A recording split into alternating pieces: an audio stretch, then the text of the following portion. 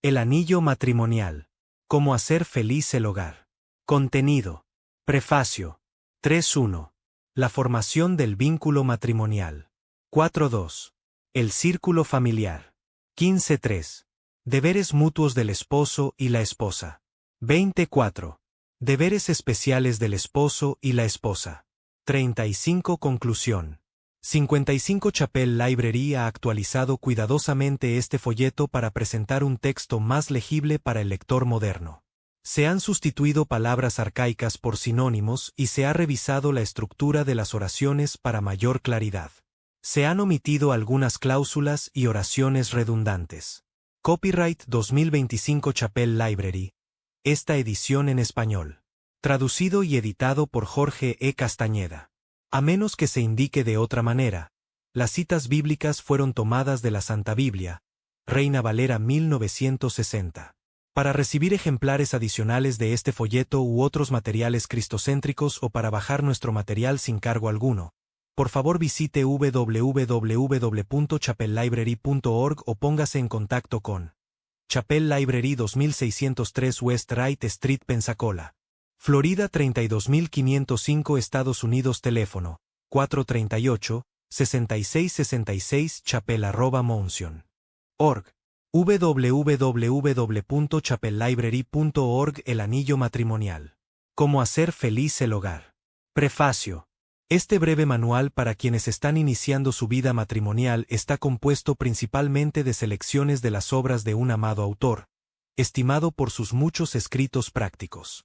Este autor acertadamente observó: es una verdad incuestionable que, si un hombre no es feliz en su hogar, no puede ser feliz en ninguna parte. Aquel que es feliz allí no tiene necesidad de ser miserable en ningún otro lugar. Es el lugar de todo el mundo que más amo, dijo el interesante autor de la tarea, al hablar del hogar. Debiéramos estimar a quien puede decir lo mismo. El secreto de la felicidad yace envuelto entre las hojas de la Biblia y se lleva en el seno de la piedad. No conozco otro camino hacia la felicidad y no profeso enseñar otro. Si una pareja casada son creyentes en Cristo Jesús y poseen la paz que sobrepasa todo entendimiento. Si ellos, al convertirse en padre y madre, crían a sus hijos en el temor de Dios. Y si la felicidad puede encontrarse en la tierra, será disfrutada en ese santo círculo familiar, unido por el amor y santificado por la gracia. La mayoría de los libros publicados sobre este tema han sido superficiales e insignificantes, pero el compilador de este volumen ha procurado producir una obra que pudiera ser un obsequio apropiado de parte de un pastor o un amigo cristiano. Capítulo 1. La formación del vínculo matrimonial. Felices ellos, los más dichosos de su especie, a quienes unen estrellas benévolas, y en un solo destino, sus corazones, sus fortunas y su ser se funden. Debe quedar claro para todos que el matrimonio es un paso de enorme importancia. Tal paso debe ser siempre dado con gran consideración y suma cautela. Los deberes del matrimonio son muchos y de gran peso. El correcto cumplimiento de estos deberes, la felicidad de nuestras vidas, e incluso nuestra seguridad para la eternidad, dependen en no poca medida de la elección que hagamos de esposo o esposa. Por tanto, la razón exige que avancemos hacia el matrimonio con gran cuidado. Ninguna decisión de toda nuestra vida terrenal requiere de un juicio más sereno que esta. Y sin embargo, la observación demuestra cuán raramente se permite al juicio dar consejo, y cuán generalmente la imaginación y las pasiones resuelven el asunto. Gran parte de la miseria y del crimen que corrompen y afligen a la sociedad es el resultado de matrimonios mal formados. Para usar el bello lenguaje de otro, aquellos que entran en el estado matrimonial lanzan un dado de la mayor incertidumbre, y sin embargo de los mayores efectos en el mundo, a excepción de la última jugada por la eternidad. Vida o muerte, felicidad o aflicción duradera, están en poder del matrimonio. Una mujer, en verdad, arriesga más, pues no tiene un lugar seguro al cual huir de un mal esposo. Debe habitar en el dolor que su propia necedad ha producido, y se halla en peor condición porque su verdugo tiene derechos y privilegios.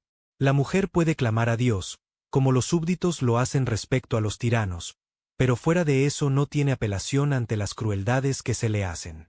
Y aunque el hombre puede huir de muchas horas de tristeza, no obstante, debe regresar a ella otra vez.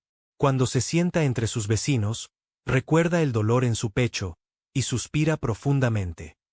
Sin embargo, si solo se tratara de la comodidad de la pareja casada, sería un asunto de menor importancia. Más bien, el bienestar de una familia y de sus futuros descendientes, tanto para esta vida como para la venidera, depende de esta unión. En el frenesí de la pasión, pocos prestan oído a los consejos de la prudencia. Tal vez no haya consejo que se desperdicie con mayor frecuencia que aquel que se ofrece en cuanto al matrimonio. La mayoría de las personas que ya están apegadas a alguien, aunque no se hayan comprometido por promesa o declaración matrimonial, seguirán desesperadamente decididas a consumar su propósito, si les es posible. Es inútil razonar con tales personas, y deben ser dejadas a obtener sabiduría de la única manera en que algunos la adquieren, la experiencia dolorosa. Ofrezco las siguientes observaciones a otros que aún no se han comprometido con una persona en particular y que están dispuestos a escuchar consejos. Déjese guiar por el consejo de los padres o tutores. Los padres no tienen derecho a elegir por usted, pero tampoco debería elegir por sí mismo sin consultarlos. Es un punto de casuística muy difícil de determinar hasta qué punto llega la autoridad de un padre para prohibirle a su hijo casarse con una persona a quien desaprueba. Si usted ha alcanzado la mayoría de edad y es capaz de mantenerse por sí mismo, o si es razonable suponer que será bien sustentado por el cónyuge con quien habrá de unirse, cabe cuestionar si los padres tienen alguna autoridad más allá de aconsejar y persuadir. Pero antes de ser mayor de edad, ellos tienen autoridad positiva para prohibir, y es una violación de su deber hacia ellos formar vínculos sin su conocimiento y mantenerlos en contra de sus prohibiciones.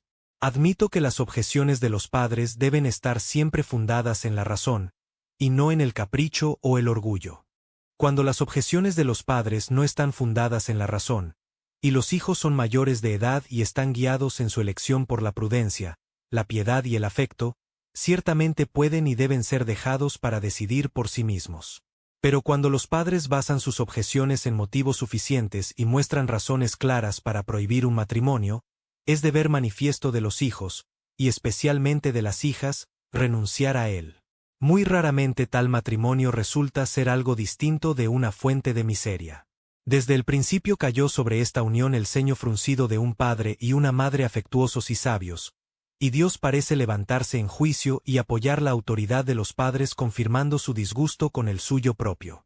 El matrimonio debe siempre formarse sobre la base del afecto mutuo.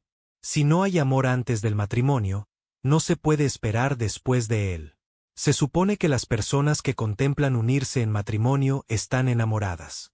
Quienes se llaman amantes, pero carecen de amor, no tienen derecho a esperar felicidad. La fría indiferencia es probable que pronto se convierta en aversión. Debe haber un apego personal. Proceder al matrimonio, si hay algo que resulte repulsivo hacia la otra persona, aun si es externo, está prohibido por la voz misma de la naturaleza. No estoy diciendo que un rostro hermoso o una figura elegante sean necesarios. De ningún modo. Un afecto puro y fuerte a menudo existe aún en ausencia de estas cosas. Y no me atrevería a afirmar que es absolutamente imposible amar una deformidad. Pero ciertamente no deberíamos unirnos a una deformidad a menos que podamos amarla, o, al menos, a menos que estemos tan enamorados de las cualidades mentales que acompañan esa deformidad, que perdamos de vista el cuerpo en los encantos de la mente, del corazón y de los modales.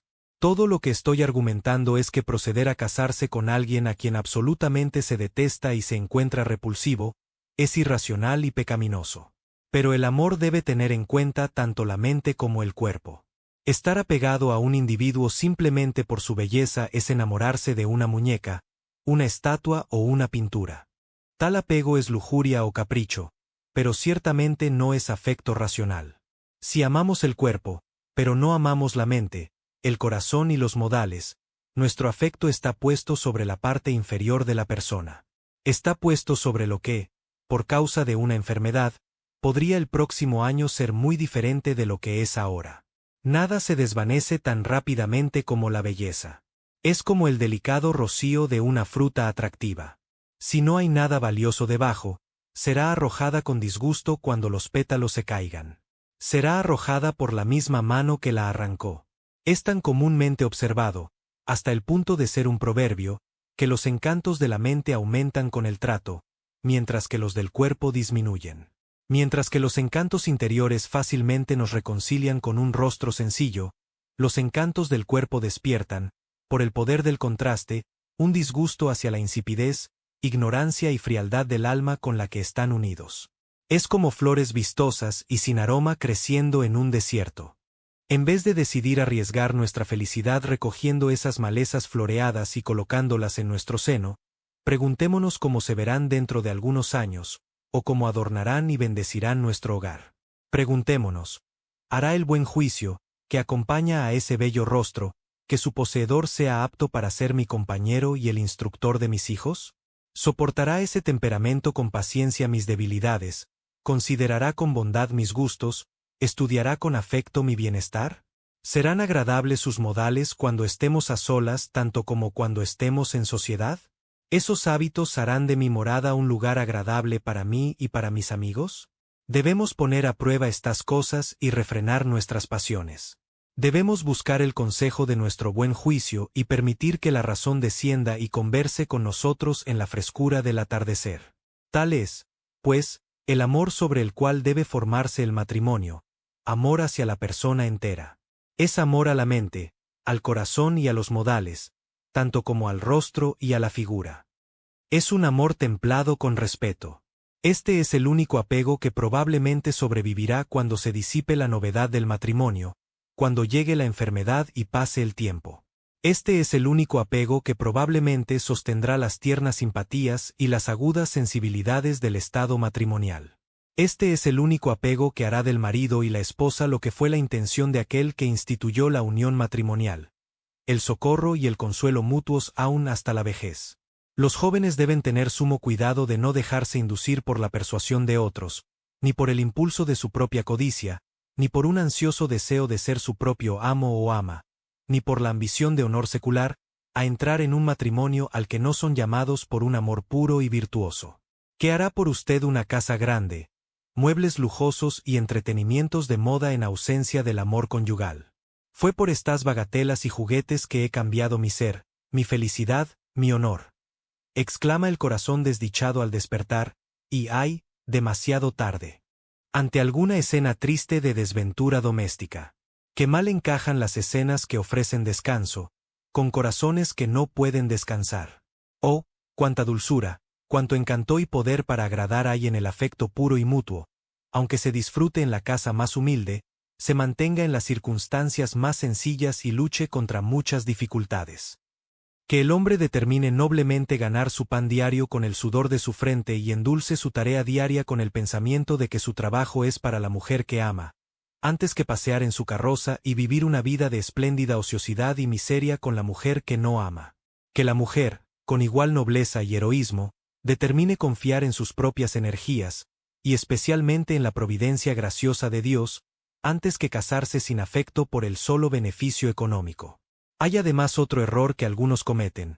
Habiendo sido desilusionados en una relación que esperaban terminara en matrimonio, se vuelven imprudentes respecto al futuro, en un estado de ánimo casi de venganza, aceptan al primer individuo que se les presenta, lo amen o no. Esto es una gran necedad. Es un acto de violencia suicida contra su propia paz, tan atroz, que no hallamos palabras lo bastante fuertes para describirlo o reprenderlo. Es como el escorpión enfurecido que se clava el aguijón a sí mismo. En un acto de ira, sacrifican su felicidad a la insensatez. El matrimonio debe ser siempre emprendido con estricta atención a la prudencia. La discreción es una virtud de la cual solo los necios se burlan. La discreción se deja de lado con mayor frecuencia en lo que respecta al matrimonio, que es, de entre todas las cosas, la que más necesita de sus sobrios consejos.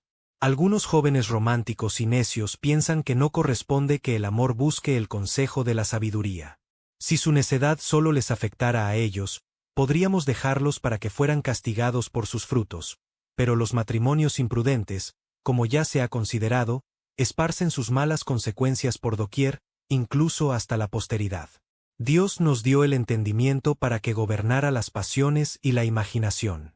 Aquellos que hacen a un lado el testimonio del entendimiento en una elección tan importante como lo es un compañero de vida, y solo escuchan el consejo de sus pasiones, Han perdido en ese momento el carácter de seres racionales y han descendido al nivel de criaturas completamente gobernadas por el apetito, sin el freno de la razón. La prudencia evitaría gran parte de la miseria humana, si se le permitiera guiar la conducta de los hombres. En el asunto que nos ocupa, la prudencia no permitiría a nadie casarse sin tener una expectativa razonable de estabilidad económica. Es perfectamente evidente para mí que la presente generación de jóvenes no se distingue por este tipo de discreción. Son demasiado apresurados para entrar en matrimonio y colocarse al frente de una familia antes de tener alguna esperanza razonable de poder sostenerla. Casi tan pronto como un muchacho llega a la adultez, esté en negocios o no, antes de saber siquiera si su empresa prosperará o no, mira a su alrededor buscando una esposa y hace una selección apresurada y quizás imprudente. Que los jóvenes ejerzan la razón y la previsión. Si no lo hacen, y están decididos a lanzarse a los gastos del hogar antes de haber abierto las fuentes para sostenerlos, que escuchen la voz de la advertencia fiel, a pesar del canto seductor de su imaginación. Que se preparen para comer las hierbas amargas de los remordimientos inútiles por muchos años largos y cansados después de que haya pasado el banquete de bodas. La prudencia prohíbe todos los matrimonios desiguales. Debe haber una igualdad tan cercana como sea posible en cuanto a edad. Qué antinatural y repulsivo es ver a un joven atado a una pieza de antigüedad. A un extraño le resultaría difícil determinar si vive con su esposa o con su madre. Nadie atribuirá a la parte más joven el mérito de haberse casado por amor. Y el mundo será lo bastante cruel, y difícilmente uno pueda evitar sumarse a la crítica, para decir que tales uniones no son más que especulaciones económicas. Usualmente, la parte mayor en la unión es la rica, y con la misma frecuencia lleva en su bolsa un látigo para el otro. Una fortuna ha sido, en muchos casos, una desdicha para ambos. La igualdad de rango es deseable, o tan cercana a ella como sea posible. Es mucho más seguro para un hombre rico descender al valle de la pobreza en busca de esposa, que lo es para una mujer rica descender en busca de esposo. Él puede elevar mucho más fácilmente a su compañera a su propio nivel que lo que ella podría hacer. La sociedad se adaptará con mucha mayor disposición al error de él que al de ella. Gran parte de la felicidad en el estado conyugal depende de los parientes de las partes. Si el matrimonio ha ofendido a los parientes, si los ha rebajado, está en su poder derramar mucha amargura en la copa del gozo. Más de una esposa ha llevado a la tumba los punzantes insultos de los amigos de su esposo, y en todos esos casos, él mismo debe recibir parte del veneno. A mis hermanos en el ministerio les recomiendo la más grande cautela en este asunto tan delicado e importante. No tengo palabras suficientemente enfáticas para expresar la vehemencia con que recomiendo esta cautela. Los efectos de un matrimonio imprudente de un ministro se hacen sentir en la iglesia del Dios viviente. Si las esposas de los diáconos han de ser honestas, no calumniadoras, sobrias, fieles en todo, ¿se puede requerir menos de las esposas de los pastores? Es necesario que el obispo sea irreprensible, que gobierne bien su casa, que tenga a sus hijos en sujeción con toda honestidad.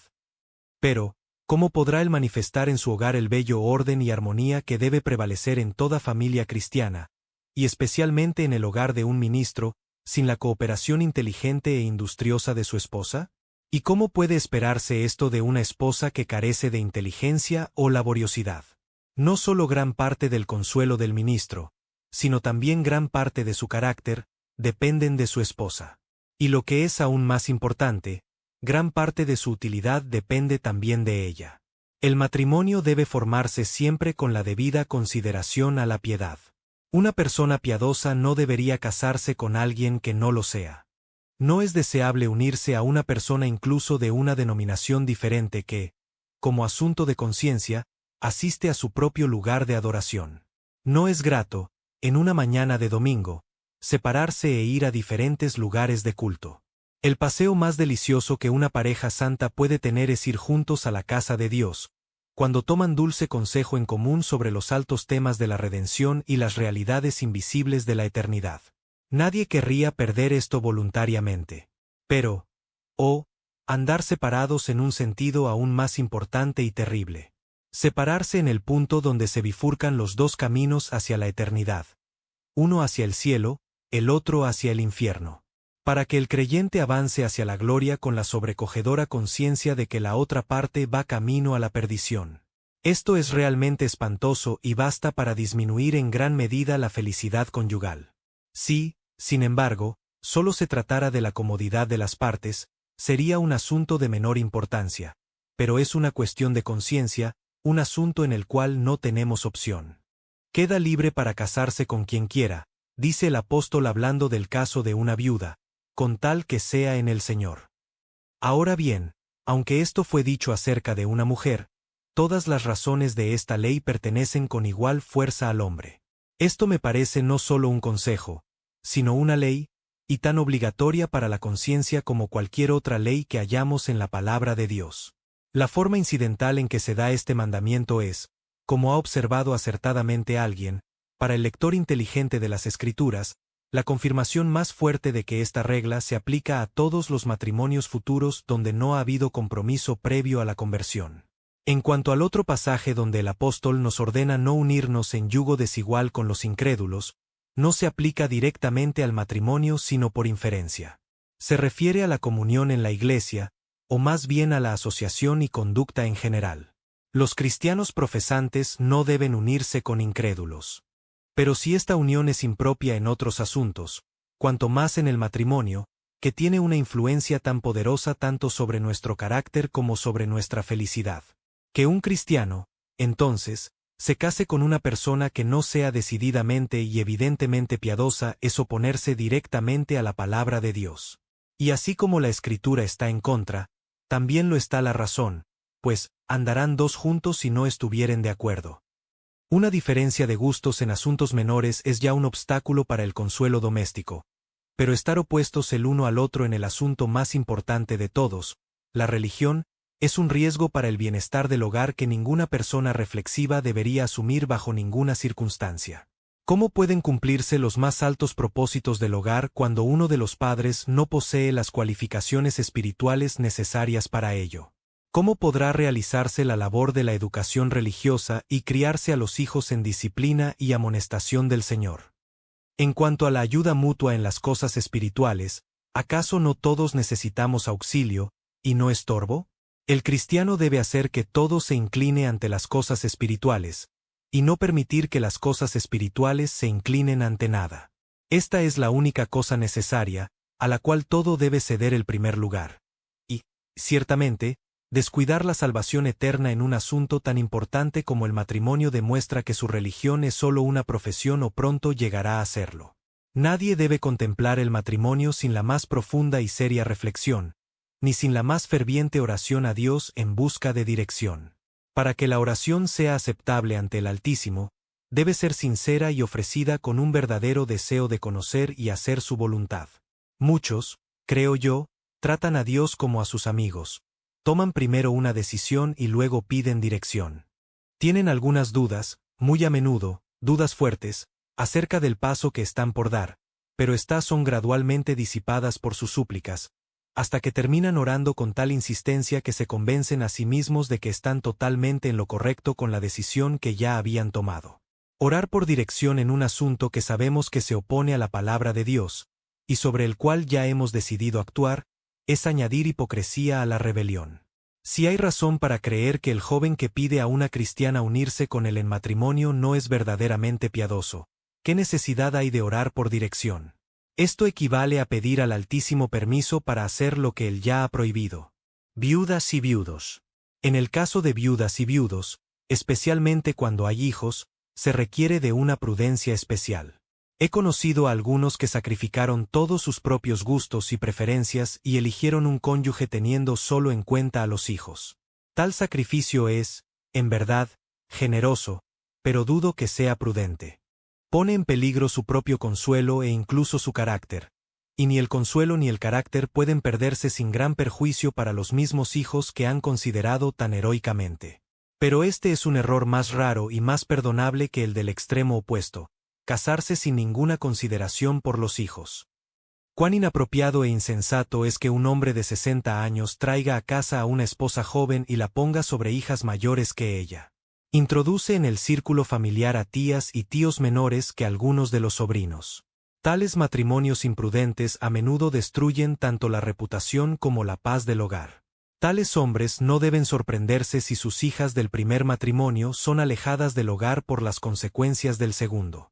Estas podrían verse llevadas a formar uniones imprudentes, tanto por el ejemplo de su padre como por las consecuencias de su necedad. Al escoger una segunda compañera de vida, si la primera fue talentosa o virtuosa, se debe tener sumo cuidado de no escoger una esposa marcadamente inferior. En tal caso, en una sucesión implacable, los recuerdos de los tiernos momentos del pasado se agolpan en la mente, dibujando un contraste perpetuo y lacerante. El hombre que nunca conoció por experiencia la dicha de un matrimonio feliz, jamás podrá conocer el dolor de uno imprudente, al menos no en la forma en que podría intensificarse por el poder de la comparación. Aquel que ha conocido esas dichas, cuide muy bien de no exponerse a una miseria tan impotente como desesperanzadora. Debe también ejercerse la debida atención respecto a las necesidades de los hijos. ¿Y si la mujer que está por ser elegida llega a ser también madre?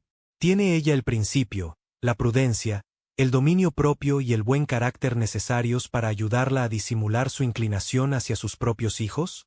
Reprimir esa inclinación es imposible y sería antinatural. ¿Podrá aparentar ser tan amable con los hijos adoptivos como con los suyos propios? Aquel hombre obra de manera sumamente cruel e impía hacia la memoria de su primera esposa si no provee para sus hijos una amiga bondadosa y juiciosa en su segunda esposa. Permítaseme ser el defensor de los niños huérfanos de padre o madre, y suplicar, por el bien tanto de los vivos como de los muertos, una debida preocupación por el consuelo de estos huérfanos. Tampoco debe la persona que está por asumir el cuidado de los hijos de otro proceder con menor deliberación.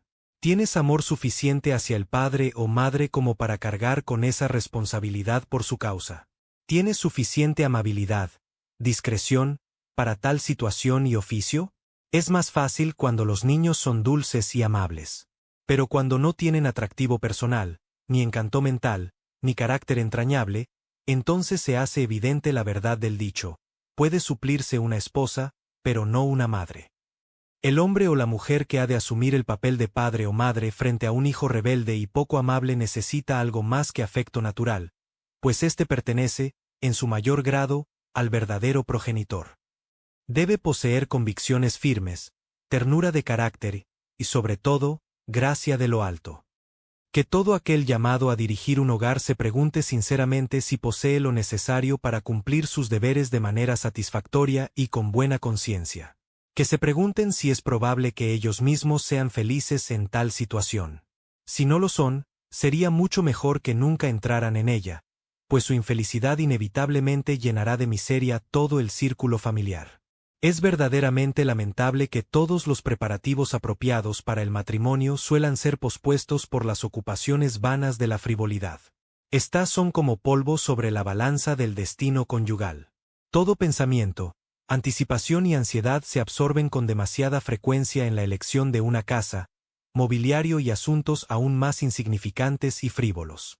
Es demasiado común que la futura esposa pase horas, día tras día, semana tras semana, conversando con su modista cuatro, debatiendo y discutiendo el color, la forma y el material con los cuales habrá de brillar en todo su esplendor el día de la boda, cuando debería estar ocupada meditando en el trascendental paso que fijará el destino suyo y de su esposo para toda la vida.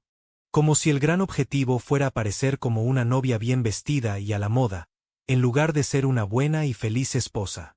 Pero, gozo, serio y sublime, que fortalece el alma en la oración, debería henchir el pecho cuando la mano de una doncella, colmada aún de los rocíos florales de la vida, se ciñe al yugo sagrado que sólo el ministerio de la muerte puede desatar. Y sin embargo, cuyo tremendo poder puede sellar una sentencia eterna. Estudia, decía un antiguo autor, los deberes del matrimonio antes de entrar en él. Hay cruces que llevar, lazos que evitar, y muchas obligaciones que cumplir, así como una gran felicidad que disfrutar. ¿Y no se habrá de hacer provisión alguna? La falta de esta preparación trae frecuentes desengaños en esa honorable condición. De allí viene el arrepentimiento que es al mismo tiempo demasiado temprano y demasiado tarde. El esposo no sabe gobernar, y la esposa no sabe obedecer. La mujer no fue hecha para gobernar, ni tampoco para una sumisión ciega. Dichosas aquellas que, hallando gozo en obedecer, tienen junto a sí a un compañero amable, quien, en la travesía, comparte su poder o entrega las riendas, dejándola guiar. Luego señala las maravillas del camino, y hace grato el deber que ella emprende. Le muestra el objeto al pasar, y con dulzura corrige sus desvíos. Le enseña el arte del hábil conductor, y sonríe al ver cuán bien desempeña su papel. No le niega elogio por su valor o destreza al ejercer el poder que él, a voluntad, retoma. Capítulo 2. El círculo familiar. Hogar. Hay magia en esa pequeña palabra. Es un círculo místico que encierra consuelos y virtudes nunca conocidos fuera de su sagrada frontera. Una familia. Cuán deleitables son las asociaciones que formamos con tal palabra. Cuán agradables son las imágenes que llenan la mente, y cuán tiernas las emociones que despierta en el corazón. ¿Quién podría sorprenderse de que la felicidad del hogar sea un tema tan querido a la poesía, y que haya dado lugar a algunos de los más dulces acordes de la imaginación y del sentimiento?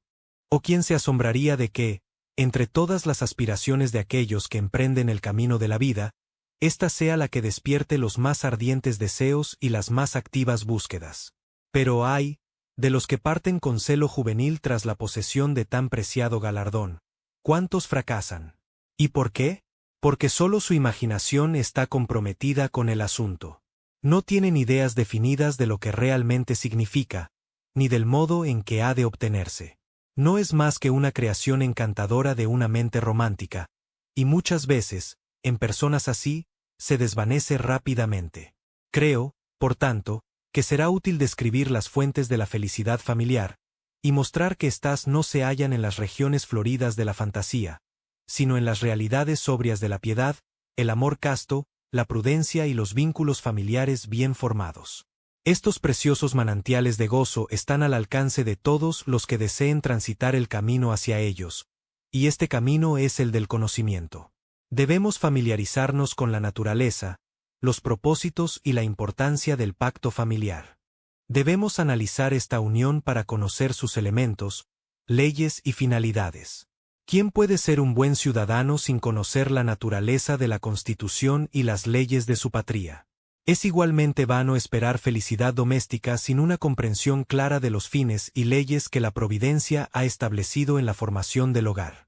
En las discusiones populares sobre cuál forma de gobierno civil es la mejor para el bienestar de la humanidad, se ha pasado por alto con demasiada frecuencia la constitución de la familia. Los autores han especulado con confianza y han teorizado sobre los pilares mayores de la sociedad, mientras que, al mismo tiempo, evidentemente han olvidado cuánto depende el bienestar de las naciones del bienestar de las familias que las componen.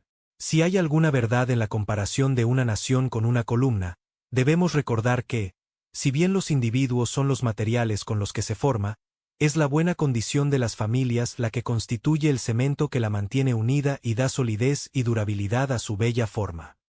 Si falta este cemento, la columna contiene en sí misma un principio de decadencia y una causa activa de deterioro y ruina.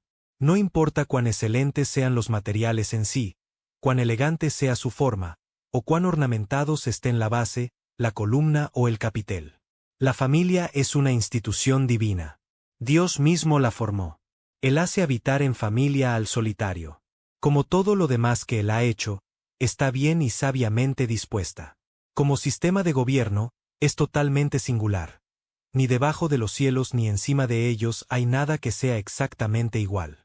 En algunos aspectos, se asemeja al gobierno civil de un Estado, en otros, al régimen eclesiástico de una iglesia. Podría decirse que la iglesia y el Estado se encuentran en la familia. Este encuentro, sin embargo, se da en una escala muy pequeña, y bajo circunstancias muy particulares. Cuando se dirige como debe ser, toda familia tiene un carácter sagrado, en tanto que el cabeza del hogar actúa como profeta y sacerdote del mismo, instruyéndolo en el conocimiento y guiándolo en la adoración a Dios, mientras que al mismo tiempo cumple los deberes de un rey al sostener un sistema de orden, subordinación y disciplina. El propósito de la familia es conforme a su naturaleza. Más allá del beneficio de los individuos que la componen, su primer e inmediato propósito, está destinada a promover el bienestar de la comunidad nacional a la cual pertenece y de la cual forma parte. Toda nación ha atribuido gran valor al pacto familiar y lo ha protegido con las sanciones más poderosas. Las familias bien instruidas, bien ordenadas y bien gobernadas son los manantiales que, desde sus fuentes secretas, envían los arroyos que se unen para formar el majestuoso caudal de la grandeza y prosperidad nacional. Ningún Estado puede ser próspero donde el orden familiar y la subordinación son generalmente descuidados. Cualquier nación será próspera, cualesquiera que sean sus formas políticas, donde el orden familiar sea generalmente sostenido. Un hijo se convierte en un buen ciudadano bajo la sabia instrucción y el cetro imparcial de un padre dentro del pequeño círculo familiar. La lealtad, el patriotismo y toda virtud pública crecen junto al fuego del hogar y sobre el umbral de la familia. Es en las familias desordenadas donde se crían los demagogos divisivos, los rebeldes turbulentos y los opresores tiránicos, para ser el tormento de sus vecinos o el azote de su país. Es allí donde se cultivan, para usar el símil del profeta, el espino y la zarza, o el arrayán y el abeto, que en el tiempo por venir serán adorno y defensa, o deformidad y miseria para la tierra. ¿Pero acaso la constitución de la familia se refiere solo al mundo presente y a sus intereses perecederos? De ningún modo.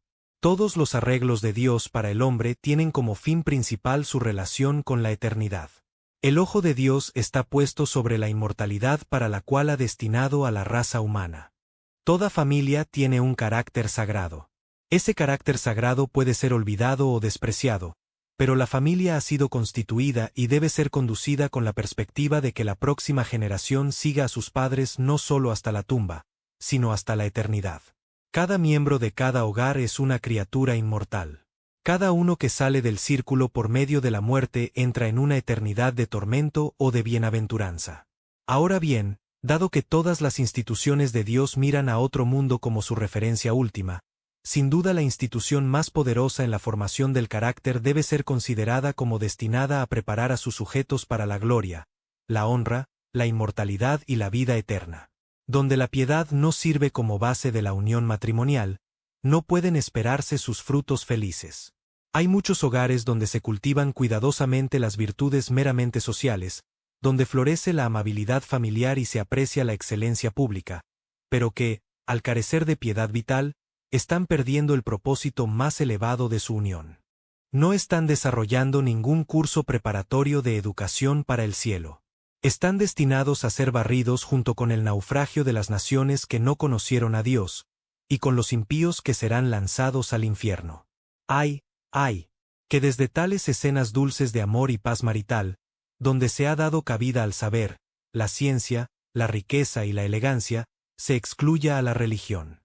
Mientras muchos huéspedes sabios e interesantes son continuamente bienvenidos al hogar, solo aquel que bendijo a la pequeña familia de Betania es rechazado. Que únicamente sea rechazado aquel que trae consigo salvación a donde quiera que va, y que da inmortalidad a los gozos que de otro modo perecerían para siempre. Preciosos, en verdad, son los gozos de una familia feliz. Pero, oh, cuán fugaces, que pronto puede romperse el círculo. Que repentinamente puede suceder. Cuántas escenas de delicia han sido inesperadamente cubiertas por la sombra y la tristeza de la desgracia, la enfermedad o la muerte. El postrer enemigo ha entrado al paraíso, y al expulsar a uno de sus moradores, ha amargado la escena para los demás. En algunos casos, los estragos de la muerte han sido seguidos por las desolaciones de la pobreza. Quienes una vez vivieron juntos felizmente, han sido separados y dispersados para no volver a encontrarse. Pero si poseen religión, la religión verdadera, ella los reunirá nuevamente tras la destrucción de sus vínculos terrenales y los conducirá a otro paraíso donde ninguna calamidad puede entrar y donde ningún gozo puede jamás desaparecer. Qué bienaventurado sería, entonces, para todos los que están unidos por estos lazos domésticos, que los vínculos de la naturaleza fuesen hechos santos y permanentes por los lazos de la gracia divina. Establecer nuestra unión sobre cualquier fundamento que omita la religión en su formación es edificar sobre arena movediza y exponerla a la furia de 1000 olas que pueden destruir nuestro consuelo en un instante. Fundar nuestra unión sobre la religión es establecerla sobre la roca, donde aún hallaremos refugio individualmente cuando los lazos más cercanos y queridos hayan sido arrastrados por la marea de la muerte. Es importante recordar que la constitución de la familia no depende para su existencia, leyes, buena administración ni abundantes beneficios, de las posesiones familiares ni del tipo de gobierno nacional bajo el cual se halle. Puede vivir y florecer con todo su tierno amor, su dulce dicha y su poder moral, tanto en una cabaña como en una mansión, tanto a la sombra de la libertad como bajo el ardiente calor de la tiranía. Como la Iglesia, a la que representa en ciertos aspectos, se acomoda a toda forma cambiante de la sociedad circundante, a toda nación y a toda época. Forma junto con la Iglesia las dos únicas instituciones que Dios estableció en cuanto a su estructura. Como su institución hermana, la Iglesia, la familia permanece en medio de las ruinas de la caída, el paso de los siglos y los cambios de los asuntos humanos, el monumento de lo que fue y el presagio permanente de lo que será. La felicidad familiar, en muchos aspectos, se asemeja al maná dado a los israelitas en el desierto. Como aquel precioso alimento, es un don de Dios desde el cielo. No puede comprarse con dinero. Se distribuye por igual al rico y al pobre. Se adapta a todo gusto. Se concede en una abundancia que satisface las necesidades de todos los que la desean. Para obtenerla, debe buscarse religiosamente en la forma en que Dios se ha propuesto otorgarla. Se concede al hombre como refrigerio durante su peregrinación por este desierto hacia la Canaán celestial. Por ti, fundados en razón, leales, justos y puros, los vínculos más queridos y toda la caridad de padre, hijo y hermano fueron primero conocidos. Lejos esté de mí escribir de ti pecado o culpa, o pensar que no convienes al lugar más santo, fuente perpetua de dulzuras domésticas. Milton. Capítulo 3. Deberes mutuos del esposo y la esposa. Amaos unos a otros entrañablemente, de corazón puro. 1 Pedro 1:22. El matrimonio es el fundamento de la familia. El apóstol dice que es honroso en todos, y ha condenado como doctrina de demonios las opiniones de quienes prohíben casarse. Véase 1 Timoteo 4:1, 3. Fue instituido por Dios, establecido en el Edén, y honrado con la asistencia personal de Cristo. Proveyó ocasión para el primero de sus milagros espléndidos, mediante el cual probó ser el Hijo de Dios y Salvador del mundo. Pero el Espíritu Santo distingue el matrimonio con otra señal, cuando dice, grande es este misterio, mas yo digo esto respecto de Cristo y de la Iglesia. Muchos piensan que el término misterio no tiene alusión al matrimonio, sino que se aplica exclusivamente a la unión de Cristo y la Iglesia. Si este fuera el caso, parecería difícil explicar por qué se menciona el matrimonio en todo, o qué relación tiene con el asunto tratado. Además, el apóstol hace referencia 2 veces a la obra mediadora de Cristo cuando exhorta a los deberes del esposo y de la esposa, lo cual parece confirmar que considera la unión matrimonial como un tipo o símbolo de la estrecha y querida relación de la Iglesia con su divino Redentor. Tal visión del matrimonio le confiere la mayor santidad y honor. El matrimonio distingue al hombre de las bestias. Provee no solo para la continuación de la raza humana, sino también para su consuelo. Contiene a la vez la fuente de la felicidad humana y todas aquellas emociones virtuosas y sensibilidades generosas que refinan y embellecen el carácter humano. Como tema general, el matrimonio jamás puede ser custodiado con demasiado cuidado, y, en cada caso particular, no puede ser emprendido con demasiada prudencia ni atención. En proporción a la importancia de la relación matrimonial, debe haber una visión correcta y un cumplimiento adecuado de sus obligaciones. Amor. La primera obligación, y la base de todas las demás, es el amor. Si falta el amor, el matrimonio se degrada de inmediato a un pacto brutal o mezquino. El amor es una planta de nacimiento más santo que cualquiera que eche raíz en la tierra, una flor del cielo, que es crimen contar entre las cosas del tiempo. El amor es especialmente requerido del esposo, por razones que consideraremos en su debido lugar, pero también pertenece igualmente a la esposa. El amor debe ser mutuo, o no puede haber felicidad, ni para la parte que no ama, ni para la que sí ama. Cuán espantosa es la idea de estar encadenado de por vida a un individuo por quien no se siente afecto, de estar casi siempre en compañía de alguien que produce repulsión, y sin embargo ser obligado por un vínculo que impide toda separación y escape. Ni puede haber felicidad para quien sí ama. Un afecto no correspondido debe extinguirse pronto o subsistir solo para consumir el corazón miserable en el que arde. Una pareja casada sin afecto mutuo es una de las cosas más lamentables que se pueden ver sobre la tierra. No pueden, y en verdad, en circunstancias ordinarias no deben separarse, y sin embargo permanecen unidos solo para ser tormento el uno para el otro. No obstante, cumplen un propósito importante en la historia de la humanidad. Ser una señal de advertencia para todos los que aún no están casados, para prevenirles contra el pecado y la necedad de formar esta unión sobre cualquier otro fundamento que no sea el de un afecto puro y mutuo, y para amonestar a todos los que ya están casados a velar con la mayor diligencia sobre su amor mutuo, para que nada se permita que apague la llama sagrada. Así como la unión debe formarse sobre la base del amor, así también debe cuidarse mucho, especialmente en las primeras etapas, que no surja nada que perturbe o debilite el afecto. Por mucho conocimiento que se obtenga del carácter, gustos y hábitos del otro antes del matrimonio, este no será ni tan exacto, ni tan completo, ni tan profundo como el que se adquiere viviendo juntos. Es de suma importancia que, cuando los pequeños defectos se notan por primera vez, y aparecen las faltas triviales o las oposiciones menores, no se les permita dejar una impresión desfavorable en la mente. Tanto el hombre como la mujer deben evitar igualmente toda ofensa mutua al comienzo de su vida juntos. Toda cosa pequeña puede marchitar un brote infantil. El suave viento del sur puede sacudir los tiernos zarcillos de la vid cuando apenas comienzan a enroscarse como los rizos de un niño recién destetado. Pero cuando con los años se endurecen hasta volverse tallo firme, y han producido, por los cálidos rayos del sol y los besos del cielo, sus racimos, pueden soportar las tormentas del norte y el estruendo de la tempestad sin quebrarse. Así también, en el período temprano, un nuevo matrimonio tiende a ser vigilante y observador, celoso y ocupado, inquisitivo y cuidadoso, y propenso a alarmarse ante cada palabra áspera o poco amable. Las debilidades de las personas no se manifiestan en las primeras escenas, sino solo después de convivir algún tiempo. Cuando la debilidad aparece por primera vez, no se percibe como un accidente o una flaqueza, sino que se interpreta como falta de amor o de prudencia. Y lo que al principio parece un mal, suele asustar al hombre o a la mujer inexperta, llevándolos a sacar conclusiones injustas e imaginar grandes tristezas a partir de proporciones exageradas por una novedad de desagrado. Pero una vez que los corazones del esposo y la esposa se han entrañado por la mutua confianza y la experiencia, por más tiempo del que podría durar cualquier fingimiento, los muchos recuerdos y las vivencias presentes deshacen por completo toda pequeña desavenencia. Que cada esposo y esposa sean diligentes en suprimir las pequeñas molestias.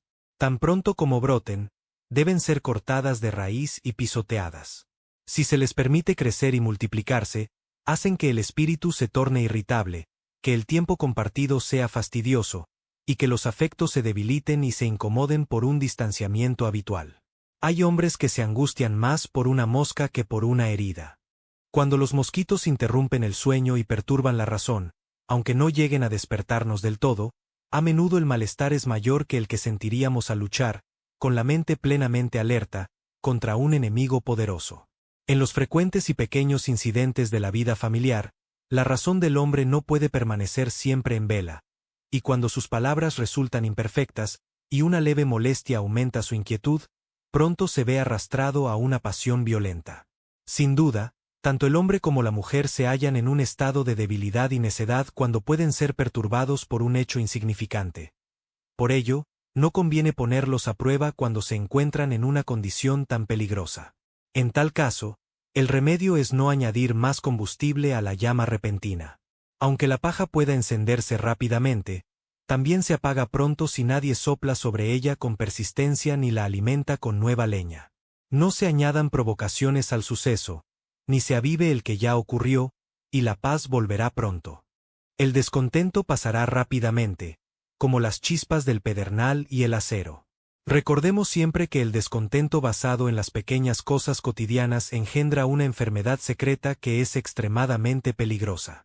Si desean preservar el amor, deben estudiar con precisión y cuidado los gustos y aversiones del otro, y abstenerse con sumo esmero de todo lo que sepan que contraría esos gustos, aun en las cosas más pequeñas. Los antiguos, En sus alegorías matrimoniales, solían representar a Mercurio de pie junto a Venus, para significar que el lenguaje amable y las dulces peticiones debían unir las mentes de los esposos entre sí. Si desean conservar el amor, deben evitar cuidadosamente toda distinción demasiado precisa y repetida entre lo mío y lo tuyo. Este es la causa de todas las leyes, pleitos y guerras en el mundo. Que los que ante la ley son considerados uno solo, también tengan un solo interés en lo que poseen. Puede haber situaciones en las que los esposos necesiten mantener propiedades separadas. En algunos casos, la mujer podría requerir el derecho independiente de administrar sus bienes. En tal caso, el esposo debe tener sumo cuidado de no invadir su derecho, y la esposa no debe jactarse de su derecho, ni reclamarlo obstinadamente, ni ejercerlo con egoísmo. En casos ordinarios, deberían ser herederos el uno del otro, si mueren sin hijos, y si hay hijos, la esposa debe ser, junto con ellos, partícipe de la herencia. Pero durante la vida del esposo y de la esposa, el uso y empleo de sus bienes es común para las necesidades de ambos, y en esto tienen los mismos derechos, excepto que el hombre tiene la administración de todo. Él puede retenerlo de su esposa, del mismo modo que el gobernador de una ciudad puede retenerlo del dueño legítimo. Tiene el poder, pero no el derecho para hacerlo. Respeto mutuo. El respeto mutuo es un deber de la vida matrimonial. Aunque, como consideraremos más adelante, una reverencia especial de éste es debida por parte de la esposa, también el respeto es debido por parte del esposo. Ya que es difícil respetar a quienes solo reclaman ese respeto por razón de su rango superior o por una relación común, es de suma importancia que nos tratemos con una conducta que merezca respeto. La estima moral es uno de los apoyos y protecciones más firmes del amor. Un carácter excelente siempre produce estima. En el matrimonio nos conocemos mutuamente con más exactitud que como nos conoce el mundo, e incluso más que como nos conocen nuestros propios sirvientes o nuestros hijos. La privacidad de esta relación expone nuestros motivos y todo el interior de nuestro carácter, de tal modo que nos conocemos entre nosotros mejor de lo que nos conocemos a nosotros mismos. Por tanto, si queremos ser respetados, debemos ser respetables. La caridad cubre multitud de faltas, es cierto, pero no debemos abusar de la credulidad ni de la ceguera del afecto. Hay un punto más allá del cual ni siquiera el amor puede ser ciego ante la mancha roja de una acción pecaminosa. Cada acto de pecado real tiende a hundirnos en la estima del otro, y así elimina los resguardos del afecto. Quizás esto no ha sido suficientemente considerado en la vida matrimonial. Los esposos y las esposas suelen estar ansiosos de ocultar sus faltas al mundo, olvidando que es cosa terrible perder el respeto de su cónyuge. Es encantador observar cómo algunas parejas nobles se miran mutuamente, cuánta reverencia se mezcla con su amor, y cómo se contemplan el uno al otro como formas angélicas de excelencia celestial. En la vida matrimonial, entonces, debe haber el más claro e inquebrantable respeto mutuo, incluso en las cosas pequeñas. No debe haber búsqueda de faltas, ni examen minucioso con lupa de defectos que no pueden ocultarse. No debe haber apodos hirientes, ni desprecio grosero, ni descortesía, ni frialdad negligente. Debe haber cortesía sin ceremonia, amabilidad sin formalidad, atención sin servidumbre. En resumen, debe ser la ternura del amor sostenida por el respeto y guiada por la cortesía. Y, además, debemos mantener nuestra respetabilidad mutua ante los demás. Extraños, amigos, sirvientes e hijos deben ser llevados a respetarnos por lo que ven en nuestro comportamiento. Es totalmente impropio que cualquiera de las partes haga una acción, diga una palabra o asuma una actitud que pudiera tener la más remota tendencia a disminuir al otro en la estima de los demás. Apego mutuo. El apego mutuo a la compañía del otro es un deber común del esposo y de la esposa. Hemos sido unidos para ser compañeros, para vivir juntos, caminar juntos, hablar juntos. Al esposo se le manda habitar con su esposa sabiamente. Esto, dice el Sr. Hay, no significa menos que residencia, en oposición a la ausencia o el vagar. Es absurdo que aquellos que no tienen perspectivas de vivir juntos se casen. Y los que ya están casados no deben estar fuera de casa innecesariamente. Por supuesto, diversas circunstancias harán que ocasionalmente sea inevitable alguna salida, pero que el hombre regrese tan pronto como haya cumplido el propósito de su ausencia. Que siempre viaje con estas palabras de Salomón en su mente: cual ave que se va de su nido, tal es el hombre que se va de su lugar. ¿Puede un hombre cumplir los deberes que debe a su hogar mientras está lejos de casa? ¿Puede disciplinar a sus hijos? ¿Puede sostener el culto a Dios en su familia? Sé que es deber de la esposa dirigir las devociones cuando el esposo está ausente, y debe asumirlo, si no como un privilegio en ese momento, al menos como una cruz que le corresponde llevar. Sin embargo, son pocas las esposas dispuestas a hacerlo, y así, uno de los santuarios de Dios queda cerrado por semanas y meses. Lamento decir que hay esposos que parecen preferir cualquier otra compañía antes que la de sus esposas. Esto se hace evidente en cómo emplean sus horas de ocio. Que pocas de estas se le conceden a la esposa. La tarde es el mejor momento del día para la familia. La esposa tiene especial derecho a ese tiempo vespertino con su esposo. Es entonces cuando se halla más libre de sus múltiples ocupaciones y más disponible para disfrutar de la lectura y la conversación. Es una triste reflexión sobre un hombre cuando le agrada pasar sus tardes fuera del hogar. Ello implica algo malo, y predice algo peor. Y para asegurar, en lo posible, la presencia de su esposo junto al hogar, que la esposa sea cuidadosa de su casa, y haga todo cuanto pueda para que ese hogar sea tan atractivo como el buen carácter, la pulcritud y la conversación alegre y afectuosa puedan hacerlo. Que se esfuerce por hacer de su hogar el verde mullido sobre el cual el corazón de su esposo desee reposar bajo el sol de la felicidad familiar. Podemos imaginar fácilmente que aún en el paraíso, cuando el hombre no tenía visiones de crimen, ni voz de conciencia perturbada que le hiciera temer la soledad y huir de ella, incluso entonces, Adán prefería, al volver de su labor en el jardín, no hallar ausente a Eva de su morada. Desearía la sonrisa de su rostro para iluminar el suyo propio y la música de su voz para ser melodía de su alma. Cuanto más, entonces, en su estado caído, con culpa en su conciencia y cuidados oprimiendo su corazón, necesita ahora el hombre el auxilio de la compañía de la mujer cuando regresa de su trabajo ansioso. Necesita de ella para ahuyentar el enjambre de preocupaciones zumbantes que se posan sobre su corazón para herirlo. Necesita que ella alice su frente arrugada por la tristeza y lleve tranquilidad a su pecho agitado por las pasiones. Necesita que ella, al mismo tiempo, reprenda y consuele su mente, que en cierta medida ha cedido a la tentación. Oh mujer, tú sabes a qué hora regresará el amo de casa, sea al mediodía, cuando el sol aún abruma al labrador con sus ardientes rayos, o al anochecer, cuando el calor y la carga del día ya han pasado. No permitas que llegue a casa cansado y desfallecido y encuentre que el pie que debía apresurarse a recibirlo anda errante a lo lejos, o que la mano suave que debía enjugar el sudor de su frente golpea la puerta de otras casas. Ni que halle un desierto donde debía entrar a un jardín, confusión donde debía haber orden, o cualquier cosa desalentadora donde esperaba ver una pulcritud encantadora y atrayente.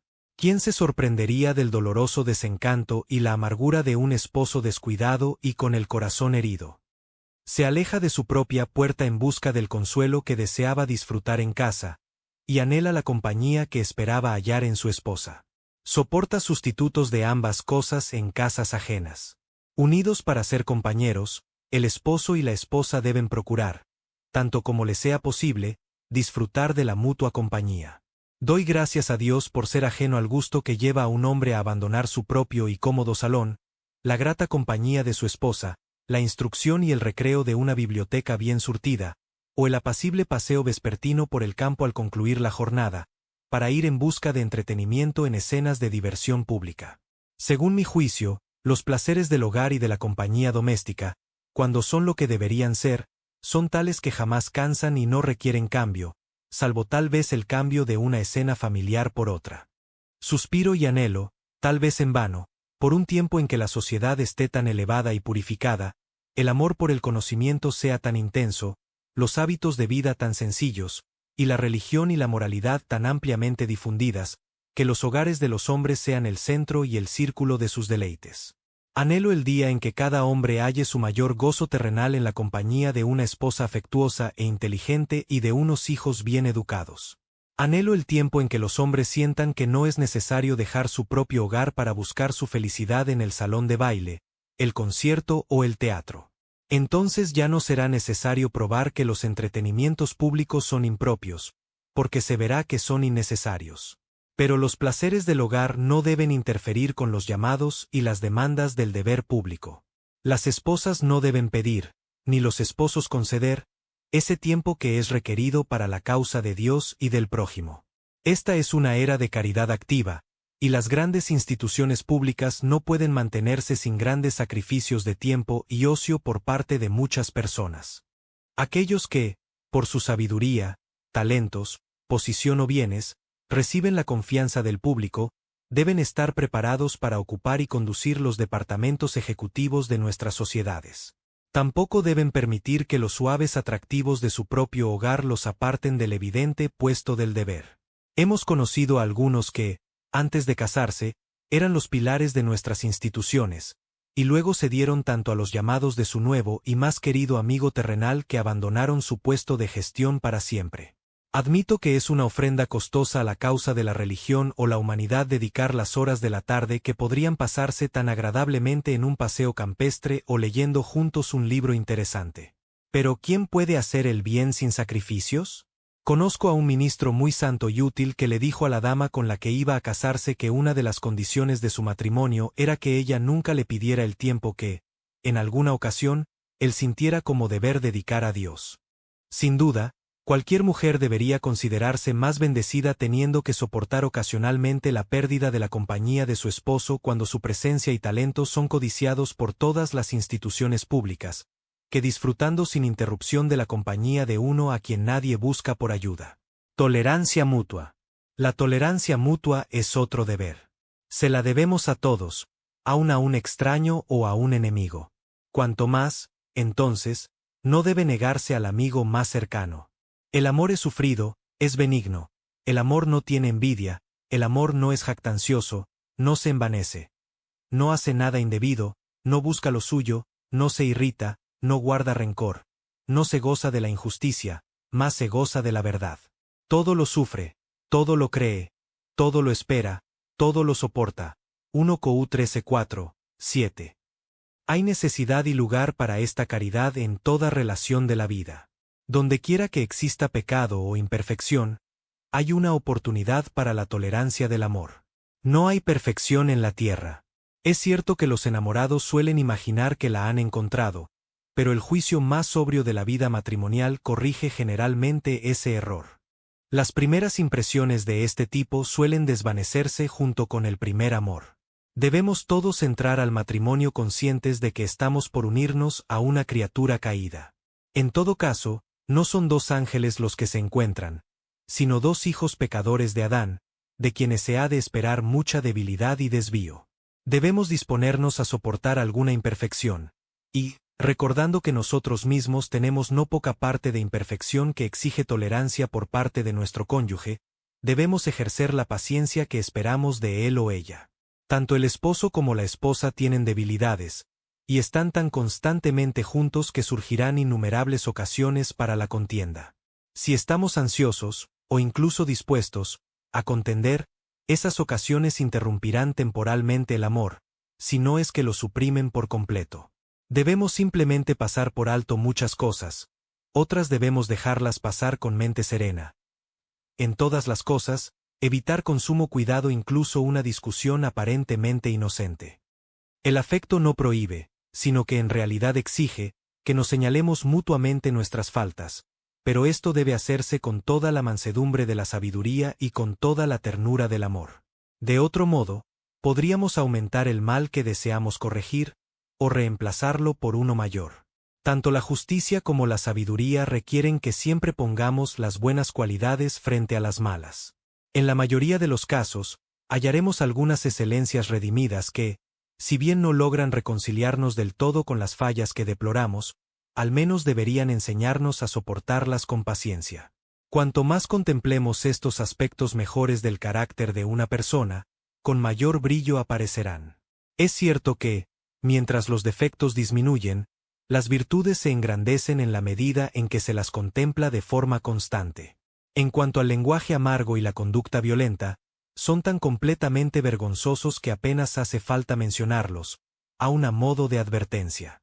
Se nos informa que los antiguos tomaban la vesícula biliar de los animales sacrificados en los ritos matrimoniales y la arrojaban detrás del altar, para significar la eliminación de toda amargura del matrimonio. Asistencia mutua. La asistencia mutua es un deber tanto del esposo como de la esposa. Esto aplica a los cuidados de la vida. Aunque las mujeres no suelen estar tan familiarizadas con los asuntos del comercio, aún así, su consejo puede ser buscado en 1000 circunstancias, en beneficio del esposo. El esposo nunca debería emprender algo importante sin comunicar el asunto a su esposa. Por su parte, ella, en vez de evitar la responsabilidad de ser consejera y dejarlo solo en la lucha con sus dificultades, debería invitarlo a compartir libremente todas sus ansiedades. Si no puede aconsejar, puede consolar. Si no puede aliviar sus preocupaciones, puede ayudar a llevarlas. Si no puede dirigir el curso de su actividad comercial, puede guiar el cauce de sus sentimientos. Si no puede abrir ninguna fuente de sabiduría terrenal, puede presentar el asunto ante el Padre y fuente de toda luz. Muchos hombres intentan proteger a sus esposas guardándose todas sus dificultades para sí mismos, pero esto solo las prepara para sentir el golpe con mayor peso cuando finalmente llegue. Asimismo, así como la esposa debe estar dispuesta a ayudar al esposo en los asuntos del trabajo, él también debe estar dispuesto a compartir con ella la carga de las ansiedades y fatigas del hogar. Algunos van demasiado lejos y degradan por completo a la cabeza femenina de la familia, tratándola como si no fuera digna de confianza ni capaz para el manejo de la economía doméstica. Conservan el dinero y lo reparten como si se tratara de su propia sangre vital, escatimando cada moneda que entregan y exigiendo un control tan riguroso como el que tendrían con una sirvienta sospechosa. Asumen el control de todo, distribuyen todo, se entrometen en todo. Esto es robarle autoridad a la mujer, derribarla de su lugar legítimo, insultarla y degradarla delante de sus hijos y sirvientes. Otros, en cambio, caen en el extremo opuesto y no participan en nada. Mi corazón se ha quebrantado al ver la esclavitud de algunas esposas abnegadas, trabajadoras y maltratadas. Después de laborar todo el día entre los incesantes afanes de una familia joven y numerosa, han tenido que pasar solas las horas de la noche. Sus esposos, en lugar de volver al hogar para alegrarlas con su compañía o aliviarles, aunque fuera media hora de fatiga, han estado en alguna reunión social o sermón. Luego, estas pobres mujeres han debido velar y cuidar toda la noche a un bebé enfermo o inquieto, mientras los hombres, a quienes aceptaron como compañeros en sus aflicciones, dormían a su lado, sin estar dispuestos a ceder una sola hora de su descanso, aunque ello permitiera a sus esposas, agotadas por el trabajo, obtener un poco de alivio. Aún los animales dejan a estos hombres en vergüenza. Es bien sabido que el ave macho toma su turno sobre el nido durante la incubación, para permitir que la hembra renueve sus fuerzas mediante alimento y descanso. Junto a ella, busca con diligencia alimento y da de comer a las crías cuando éstas claman. Ningún hombre debería pensar en casarse si no está dispuesto a compartir con su esposa, en la medida de sus posibilidades, los cuidados de las responsabilidades del hogar. También deben ayudarse mutuamente en su vida espiritual. Este deber está claramente implicado por el apóstol, porque ¿qué sabes tú, oh mujer, si quizás harás salvo a tu marido? ¿O qué sabes tú, oh marido, si quizás harás salva a tu mujer? Cuando solo uno de los cónyuges es verdaderamente creyente, ese debe hacer los más diligentes, cuidadosos y afectuosos esfuerzos por la salvación del otro. Y cuando ambos esposos son verdaderos cristianos, deben ejercer un cuidado constante y una vigilancia amorosa por el bienestar espiritual y eterno del uno por el otro. Cuán bendito es el lazo sagrado que une en dulce armonía a dos mentes concordes. Cuán veloz es su curso hacia el cielo, cuando sus corazones, su fe y sus esperanzas son uno. Uno de los propósitos que un creyente debe tener en mente al entrar en el matrimonio es asegurarse un amigo fiel. Un amigo que sea su ayuda idónea con respecto a la vida venidera. Que lo asista en la gran obra de la salvación de su alma. Que ore por él y con él. Tal cónyuge le hablará con afecto acerca de sus pecados y defectos, vistos a la luz del cristianismo. Lo atraerá con el poder de un ejemplo santo y la dulce fuerza de palabras persuasivas. Lo amonestará en la tentación, lo consolará en la aflicción, y lo asistirá de toda manera posible en su peregrinaje hacia la gloria. El propósito último del matrimonio se pierde si no resulta útil para la vida espiritual. Y sin embargo, este propósito es con demasiada frecuencia descuidado, aun por quienes profesan la fe. Nos hablamos mutuamente como deberíamos sobre los sublimes temas de la redención por medio de Cristo y la salvación eterna.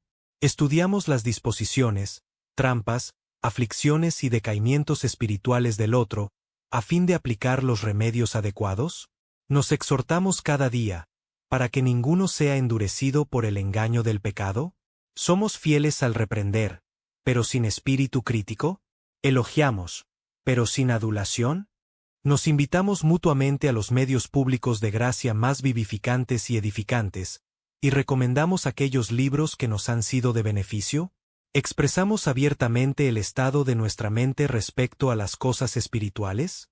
¿Compartimos nuestras perplejidades, gozos, temores y tristezas? ¡Ay! ¿Quién no tendría que sonrojarse ante sus descuidos en estos aspectos? Y, sin embargo, tales descuidos son tan criminales como comunes. Huyendo de la ira venidera, y sin hacer todo lo posible para ayudarnos mutuamente a escapar. Contendiendo lado a lado por la corona de gloria, honor, inmortalidad y vida eterna, y sin hacer todo lo que esté en nuestras manos para asegurar el éxito del otro. ¿Es esto amor? ¿Es esta la ternura propia del afecto conyugal? Esta ayuda mutua debe extenderse al sostenimiento de todos los hábitos de orden, disciplina y piedad familiar. El esposo ha de ser el profeta, sacerdote y rey del hogar, para instruir las mentes, guiar la devoción y gobernar los afectos. Pero en todos estos importantes fines, la esposa ha de estar unida a él en pensamiento y propósito. Ambos deben colaborar juntos en todo esto, sin que uno deje al otro trabajar solo, mucho menos oponiéndose a lo que se hace. Cuando el sol brilla, la luna desaparece. Cuando él se oculta, ella aparece y resplandece. Así, cuando el esposo está en casa, él dirige el culto doméstico. Cuando está ausente, la esposa debe ocupar siempre su lugar. Algunos hombres dejan la instrucción de los hijos pequeños exclusivamente a sus esposas, y algunas esposas, tan pronto como los hijos han crecido lo suficiente para no ser enseñados en el regazo, piensan que ya son responsabilidad exclusiva del padre. Esto es un error en la importante economía del hogar. Los hijos nunca son demasiado jóvenes para ser enseñados y disciplinados por el padre, ni demasiado mayores para ser amonestados y advertidos por la madre. Él puede tener una gran influencia para imponer respeto a los espíritus rudos de los más jóvenes, mientras que sus suaves y persuasivas palabras pueden tener un poder delicioso para ablandar o quebrantar los corazones duros y obstinados de los mayores. Así, siendo la familia de ambos deben cuidarla. También deben ayudarse mutuamente en la generosidad humanitaria y la benevolencia religiosa. Su influencia mutua no debe frenar, sino estimular el celo, la compasión y la liberalidad. Qué hermoso cuadro de vida familiar nos traza la pluma del historiador del Antiguo Testamento. Aconteció también que un día pasaba Eliseo por Sunem, y había allí una mujer importante, que le invitaba insistentemente a que comiese. Y cuando él pasaba por allí, venía a la casa de ella a comer.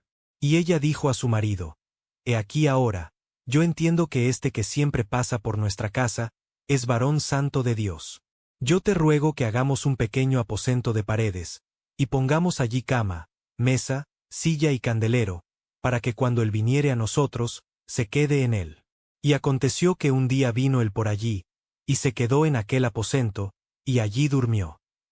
Cada parte de esta escena es encantadora: el deseo generoso y piadoso de la esposa de hospedar a un profeta necesitado, su pronta y prudente disposición de incluir a su esposo en su plan de benevolencia, su discreción al no actuar sin su consentimiento, y su digna afirmación del derecho a participar con él en esta obra de misericordia. Ella dijo: Hagamos un pequeño aposento de paredes. Todo en ella es agradable y apropiado, y no menos lo es en el caso de él. No hubo rechazo áspero, ni orgulloso desdén hacia el plan por no haber surgido de él. Tampoco una excusa avara que lo descartara por representar un gasto excesivo. Todo esposo debería alegrarse de complacer los anhelos benévolos de su esposa y apoyar sus planes generosos, en la medida en que la prudencia lo permita. Así pues, él consintió. El pequeño aposento fue edificado y amueblado por esta santa pareja, y pronto fue ocupado por el profeta. Y nunca una acción generosa fue tan rápida ni tan ricamente recompensada. Eliseo no tenía medios propios con los cuales reconocer aquella bondad, pero aquel que más tarde dijo, el que recibe a un profeta por cuanto es profeta, recompensa de profeta recibirá, asumió como suyo, como hace en todo caso, el cuidado de su siervo necesitado, y recompensó con generosidad el acto generoso. No hay escena más hermosa en la tierra que la de una pareja piadosa que emplea su influencia mutua y sus horas compartidas para encender en el otro el fuego de la misericordia y la benevolencia religiosa. Ni siquiera Adán y Eva en el paraíso, con sus vestiduras inmaculadas de inocencia, ocupados en apuntalar la vid o en guiar el crecimiento de las rosas en aquel jardín santo, ofrecieron a los ojos de los ángeles un espectáculo más interesante que este. ¿Qué contraste representa una pareja así frente a tantas otras que, por doquier, calculan no cuánto pueden ahorrar de sus gastos innecesarios para dar a la causa de Dios y del prójimo, sino cuánto pueden retener de los reclamos de la benevolencia para derrochar en muebles lujosos o en comodidades del hogar? Muchas esposas tratan de enfriar el fervor, limitar la generosidad y restringir las obras de caridad de sus esposos.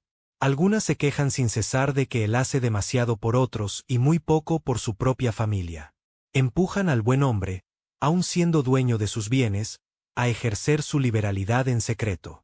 ¿Y cuál es, con frecuencia, el objetivo de tales mujeres? Nada más que una ambición orgullosa o una vana necedad. Quieren gastar lo que ahorran de la caridad en vestidos, muebles o fiestas. Alguien podría preguntar si es correcto que una esposa done parte de los bienes de su esposo en causas humanitarias o de benevolencia religiosa. Tal pregunta no debería ser necesaria.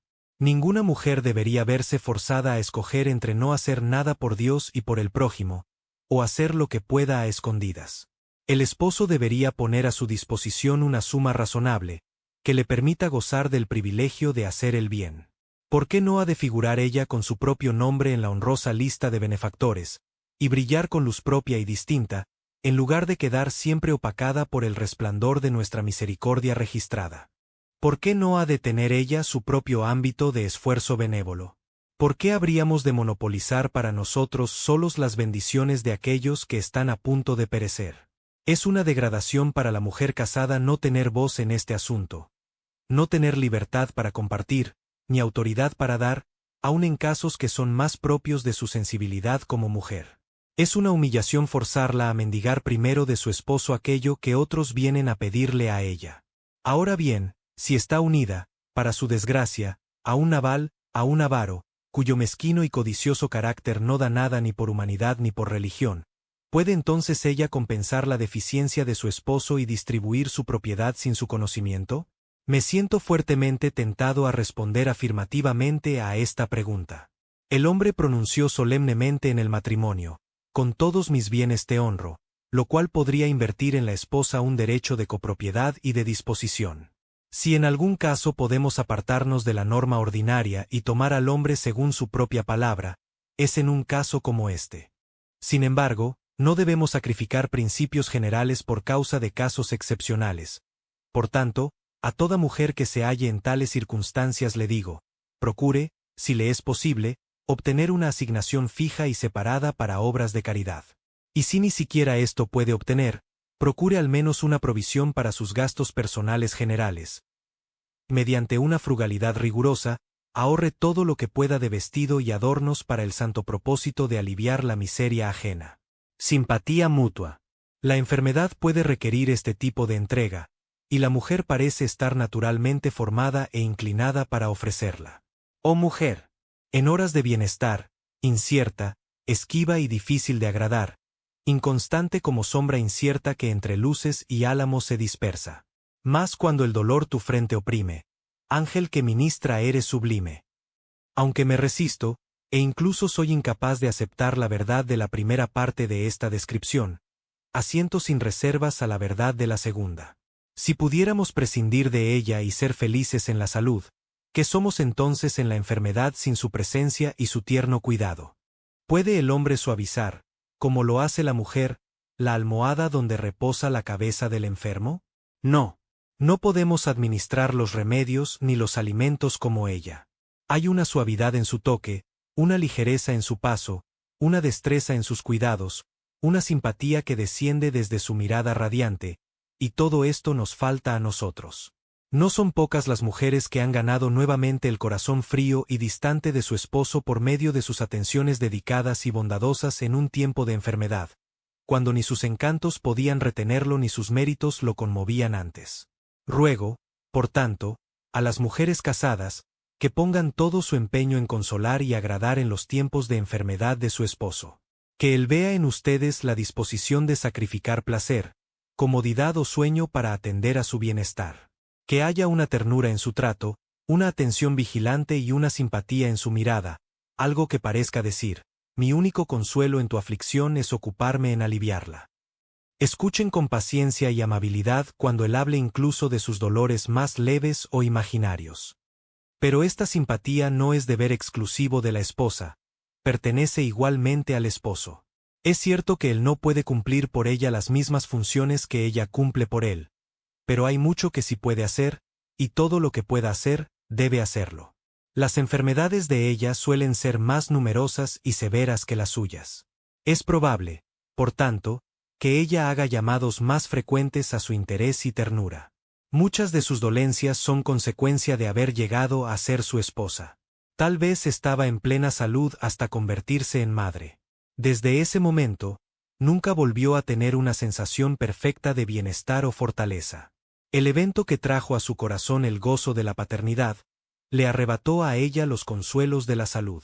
Y ha de mirar entonces él con disgusto, indiferencia o insensibilidad a la flor delicada que, antes de trasplantarla a su jardín, resplandecía en hermosura y fragancia para admiración de todos. ¿Ha de dejar ahora de mirar esa flor con gozo o compasión, como si deseara que desapareciera para hacer espacio a otra, olvidando que fue él mismo quien envió el gusano a su raíz, causando que su cabeza se inclinara y su color se desvaneciera? Esposos, apelo a ustedes, que todo el arte y la ternura del amor se manifiesten en favor de sus esposas, si son débiles y enfermizas. Velad junto a su lecho, hablad con ellas, orad con ellas, velad junto a ellas. En todas sus aflicciones, sed afligidos también. Nunca escuchéis con desatención sus quejas. En tales momentos, la imaginación de ellas puede volverse inusualmente sensible. Y, por todo lo que es sagrado en el afecto conyugal, os ruego que nunca les deis motivo para temer que la enfermedad que destruyó su salud haya hecho lo mismo con vuestro amor. Evitad toda insinuación de frialdad, toda expresión impaciente, todo gesto de descontento. Librad su corazón del tormento desgarrador de suponer que están viviendo para convertirse en una carga para vuestro espíritu decepcionado. El hombre que niega su simpatía a una mujer afligida, cuyo único pecado es haber perdido la salud, y cuya calamidad es fruto de su matrimonio, es indescriptiblemente cruel. No conozco nombre lo suficientemente severo para él. Tal hombre hace la obra de un asesino sin recibir su castigo, y a veces sin su reprensión, aunque no siempre sin intención ni sin remordimiento. Pero la simpatía debe ejercerse entre esposo y esposa no solo con respecto a las enfermedades, sino ante toda aflicción, sea personal o relacional. Deben compartir todos sus dolores en común. Como dos cuerdas afinadas al unísono, el acorde del dolor no debería vibrar en el corazón de uno sin despertar una resonancia correspondiente en el corazón del otro. Como la superficie del lago que refleja el cielo, debería ser imposible que haya calma y sol en uno mientras hay tormenta en el otro. Corazón debe responder a corazón, y rostro a rostro. Capítulo 4. Deberes especiales del esposo y la esposa. Las casadas estén sujetas a sus propios maridos, como al Señor. Maridos, amad a vuestras mujeres, así como Cristo amó a la Iglesia, y se entregó a sí mismo por ella. Efesios 5:22, 25. El deber de amor del esposo. Al exponer los deberes especialmente requeridos a las dos partes en la unión matrimonial, comenzaré con los del esposo. A él se le manda amar a su esposa. ¿Por qué amor? Ya que hemos demostrado que el amor es un deber de ambas partes, surge muy naturalmente la pregunta, ¿por qué se requiere de forma tan especial al esposo? ¿Por qué está él particularmente obligado al ejercicio del afecto? Quizá por las siguientes razones. 1. Porque él está naturalmente en mayor peligro de fallar en su deber. Colocado por el Creador como cabeza de la mujer e investido con cierto derecho a gobernar su casa, corre mayor riesgo de perder su sensibilidad tierna en su más fuerte conciencia de superioridad. 2. Porque el esposo tiende a ser más deficiente en este deber que la esposa. Esto siempre ha sido así en los países paganos y musulmanes. En las naciones paganas, especialmente, el amor conyugal siempre ha sido muy débil. Probablemente, aun en los países más civilizados de Grecia y Roma, no era tan generalmente fuerte y constante como lo ha hecho el cristianismo. Pero sin siquiera ir más allá de los límites de la cristiandad, puede decirse verdaderamente que los esposos suelen ser más deficientes en amor que las esposas.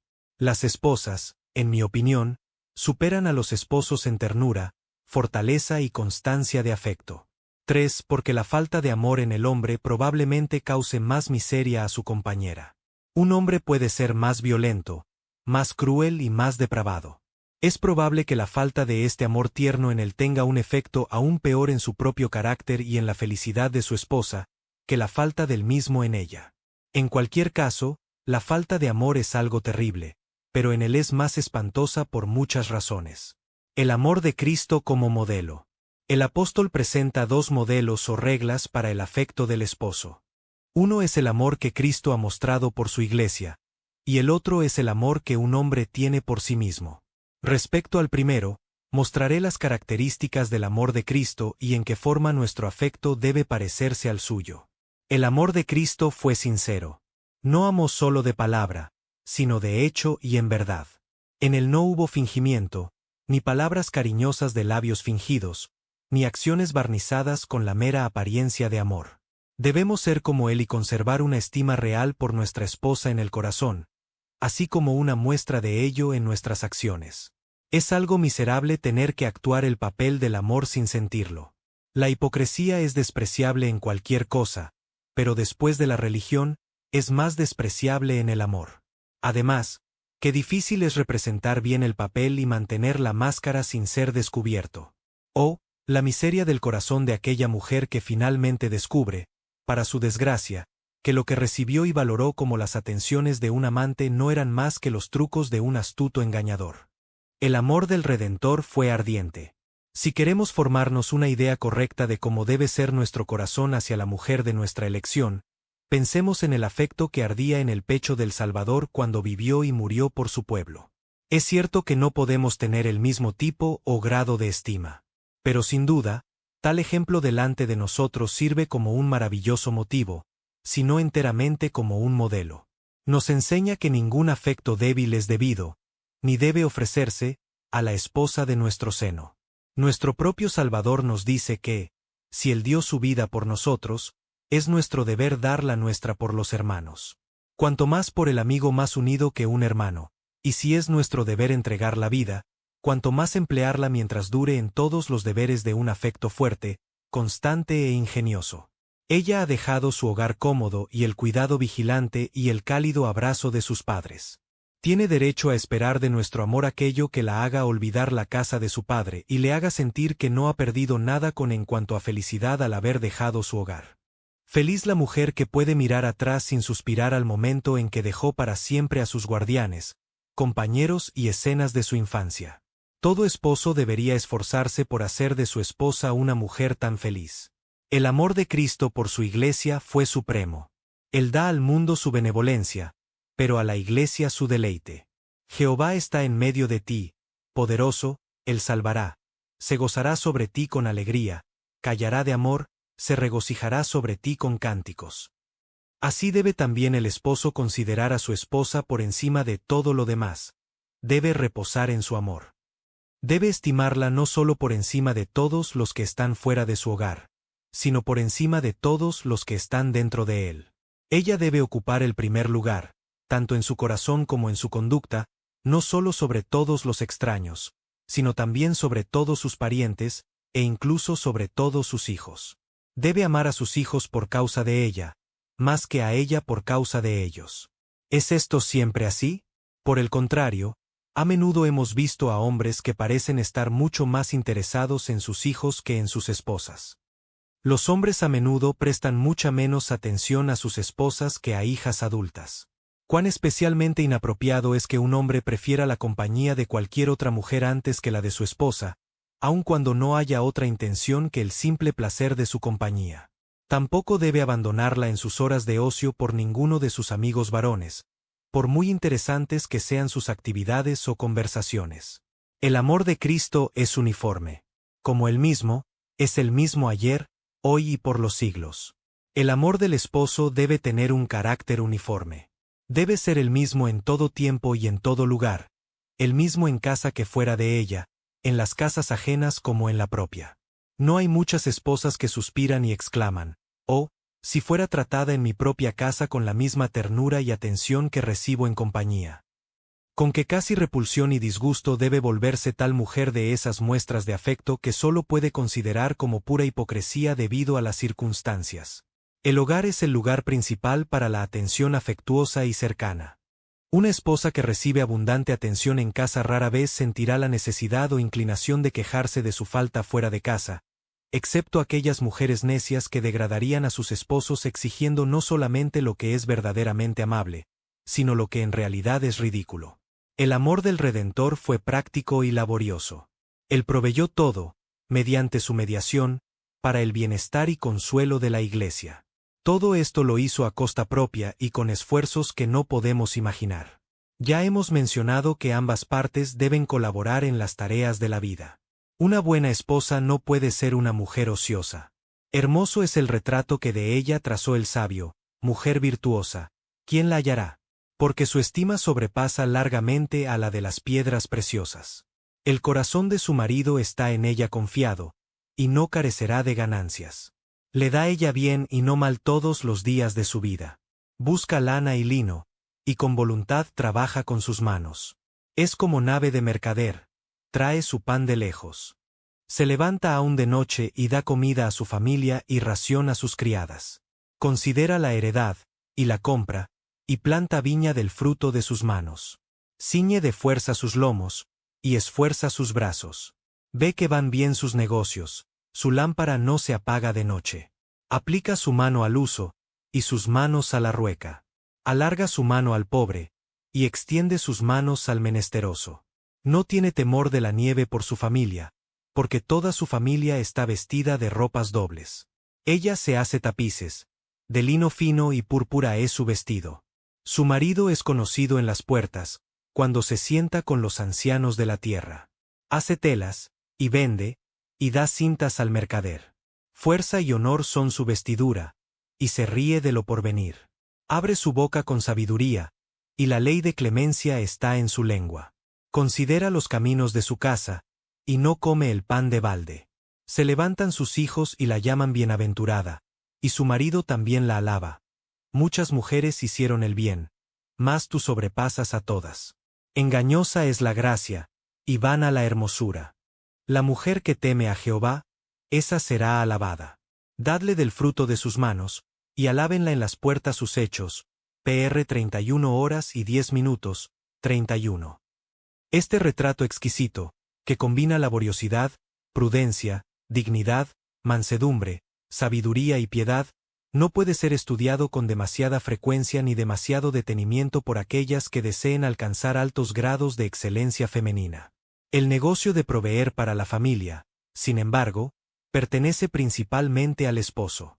Es su responsabilidad levantarse temprano, acostarse tarde, comer el pan de dolores y beber, si es necesario, las aguas de aflicción, para que pueda ganar, con el sudor de su frente, un sustento cómodo para el círculo familiar. Esto es probablemente lo que el apóstol quiso decir cuando mandó que se dé honra a la esposa como a vaso más frágil. Es la honra del sustento, ya que ella no está tan capacitada para obtenerlo por sí misma, debido a su debilidad corporal y las frecuentes dolencias que conlleva la maternidad. En general, una familia se beneficia más cuando una mujer casada dedica su tiempo y atención casi exclusivamente a su hogar. Su lugar está en el centro de los cuidados domésticos. Lo que ella gana en el comercio, a menudo se pierde en el hogar por la falta de su cuidado materno y administración. La comodidad y el orden son riquezas domésticas tanto como el dinero. ¿Pueden razonablemente esperarse estas cosas en ausencia de la gestión femenina? Los hijos siempre necesitan el ojo y la mano de una madre, y siempre deberían tenerlos. Que el esposo, entonces, tenga el cuidado de proveer, y que la esposa tenga el cuidado de distribuir según las necesidades de la familia. Esta es la regla tanto de la razón como de la revelación. Y así como Cristo trabajó por su iglesia, no solo durante su estancia en la tierra, sino que también proveyó para su bienestar al partir de nuestro mundo, de igual manera debe el esposo cuidar de su esposa. Nunca he podido comprender lo apropiado de la costumbre común de los hombres de disponer en sus testamentos más para los hijos que para la madre. ¿Acaso esto parece amor supremo? Es, de hecho, sumamente cruel dejar a una esposa privada de golpe tanto de su más querido amigo terrenal como de los medios habituales de una subsistencia cómoda. El amor práctico por la esposa se extiende a todo. Su amor debe manifestarse en la atención más cuidadosa a su comodidad y a sus sentimientos. Debe complacer sus gustos, ocultar sus defectos, nunca hacer nada que la degrade, sino todo lo posible por exaltarla ante sus hijos y sirvientes. Debe reconocer sus excelencias y elogiar sus esfuerzos por agradarle. Debe atender y aún anticiparse a todas sus peticiones razonables. En resumen, debe hacer todo lo que la imaginación pueda inventar para su felicidad y bienestar general. El amor de Cristo por su iglesia fue duradero e inmutable. Como había amado a los suyos que estaban en el mundo, los amó hasta el fin, sin disminuir ni cambiar. Así también deben los esposos amar a sus esposas, no solo al principio, sino hasta el fin de su unión. Los esposos deben amar a sus esposas aun cuando los encantos de la belleza hayan desaparecido bajo la marchita influencia de la enfermedad. Cuando el cuerpo, antes ágil, haya perdido su elasticidad, y el paso se haya vuelto lento y vacilante. Cuando las arrugas de la edad hayan reemplazado la frescura juvenil, y toda la persona parezca más bien un monumento que una semejanza de lo que alguna vez fue. ¿No ha ganado ella en mente lo que ha perdido en encanto exterior? ¿No han florecido sus gracias mentales en medio de las ruinas de la atracción física? Si la rosa y el lirio han desaparecido de sus mejillas, ¿no han crecido en su alma los frutos de justicia? Las flores que el ojo de la pasión juvenil contemplaba con tanto ardor han partido. ¿No han dado paso al fruto maduro de la excelencia cristiana?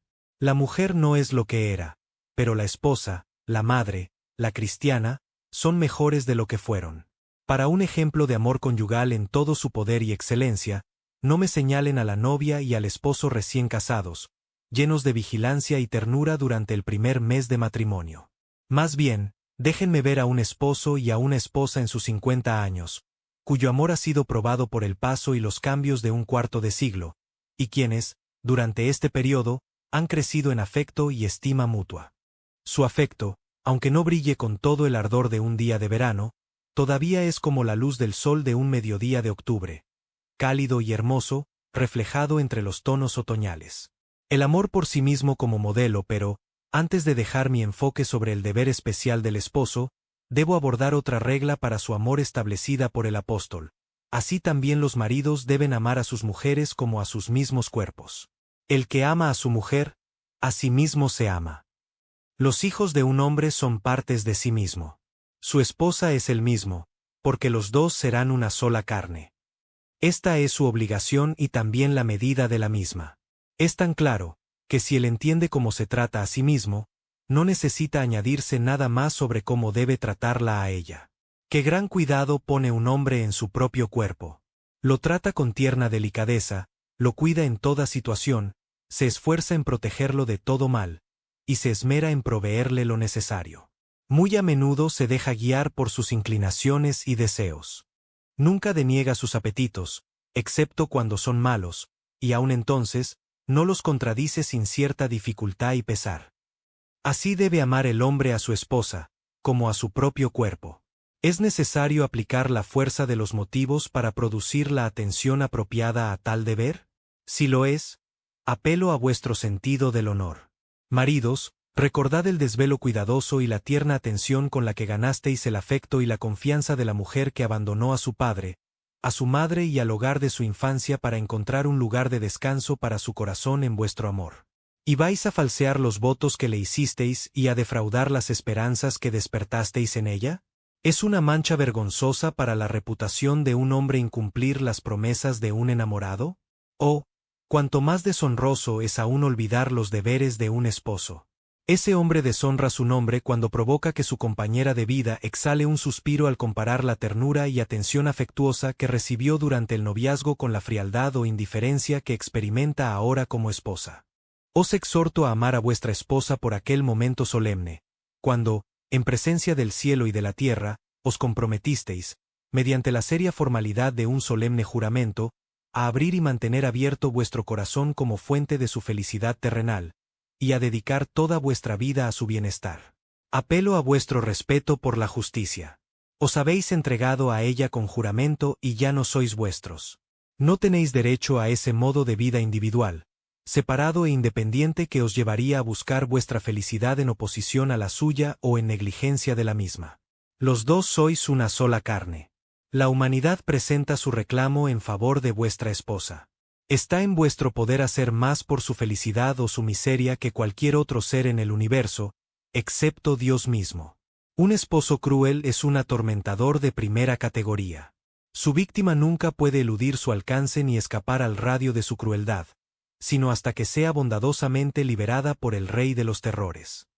En este caso, la muerte se convierte para ella en un ángel de luz y la conduce a la tumba como a un refugio de su opresor. Para tal mujer no hay descanso en la tierra. El destructor de su paz la tiene siempre en su poder, pues ella está siempre en su presencia o con el temor de estarlo. Las circunstancias de cada lugar y cada día le proporcionan ocasiones para el descuido cruel o la dureza. Dudo que haya un caso de mayor miseria en la tierra, excepto el de un desdichado torturado por el remordimiento y la desesperación, que el de una mujer cuyo corazón se marchita diariamente bajo las miradas frías, las palabras heladas y las acciones repulsivas de un esposo que no la ama. Tal hombre es un asesino, aunque escape en este mundo de la condena del asesino. Con una especie de crueldad refinada, pasa años llevando a su víctima a su final mediante el proceso lento de una muerte prolongada. Si nada más puede prevalecer, el interés propio debería hacerlo, porque ningún hombre puede odiar a su esposa sin odiarse a sí mismo, pues ella es su propia carne. El amor, como la misericordia, es una doble bendición, y el odio, como la crueldad, es un doble tormento. Cuando amamos a una persona digna, nos regocijamos en los rayos reflejados de nuestro propio afecto. El amor supremo a Dios es el afecto que da la dicha última al que ama. Cuando lo ejercitamos, sostenemos comunión con los ángeles en los gozos del cielo. El amor conyugal está justo después de él en la bienaventuranza que ofrece. Transformar este amor en desagrado es abrir una fuente de veneno en el mismo centro del alma. Antes de emanar para torturar a otros, nos atormenta a nosotros mismos. Los deberes de la esposa. Oh, bendita contemplanza, cuyo rayo sin nubes puede hacer alegre el hoy como el mañana. Ella, que nunca responde hasta que su esposo se calma, o, si le influencia, nunca muestra que le gobierna. Encanta al aceptar, inclina al someterse, y más tiene su carácter cuando obedece. La sujeción. El primer deber que quiero mencionar es la sujeción. Las casadas estén sujetas a sus propios maridos, como al Señor.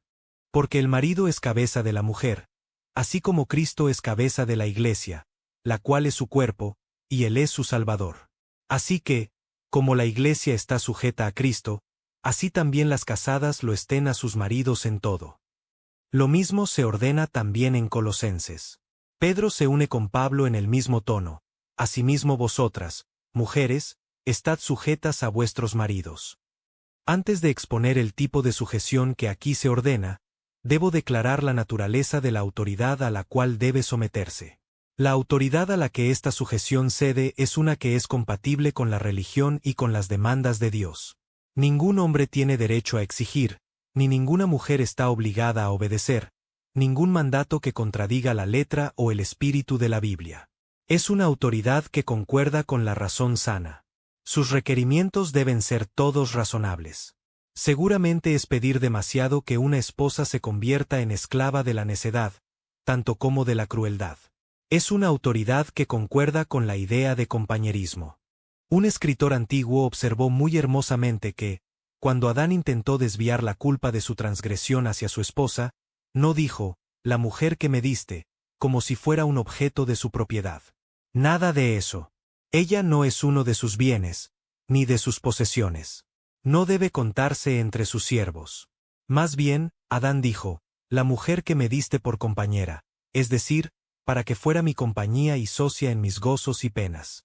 Que la autoridad del esposo se base en el amor, que nunca se ejerza en oposición a la revelación o a la razón, y que esté regulada por la idea del compañerismo, y entonces no habrá necesidad de reglas particulares para su orientación.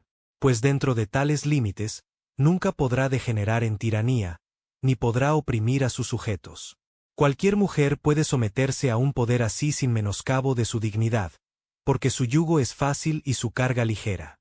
En toda sociedad, desde el hogar gobernado por la autoridad paternal hasta la nación sustentada por el trono de su gobierno, debe existir una autoridad legítimamente investida en algún lugar. Debe existir una autoridad suprema, algún tribunal último y más alto del cual no haya apelación. En la familia, esta superioridad recae en el esposo. Él es la cabeza, el legislador, el gobernante. En todos los asuntos que conciernen al pequeño mundo del hogar, él debe dirigir. No debe dirigir sin tomar el consejo de su esposa, pero en todos los desacuerdos, él debe decidir, a menos que elija renunciar a su derecho. Su esposa debe ceder a su decisión, y ceder con gracia y alegría. Ningún hombre debe renunciar a su autoridad como cabeza de la familia, y ninguna mujer debe desear que lo haga. Él puede ceder sus preferencias y someterse a los deseos de ella, pero no debe abdicar el trono ni renunciar al cetro. La usurpación es siempre odiosa, y una de las más ofensivas manifestaciones de ella es cuando el esposo es degradado a esclavo de la reina madre. Tal mujer se ve despreciable incluso sobre el trono. Reconozco que es difícil para una mujer inteligente someterse a un esposo incompetente, pero debió haberlo pensado antes de unirse a él. Habiendo cometido un error, que no incurra en un segundo, sino que de la más fuerte prueba de su buen juicio que las circunstancias le permitan ofrecer. Debe reconocer la posición de autoridad de su esposo, aun cuando no tenga motivo alguno para atribuirle una superioridad intelectual de parte de él.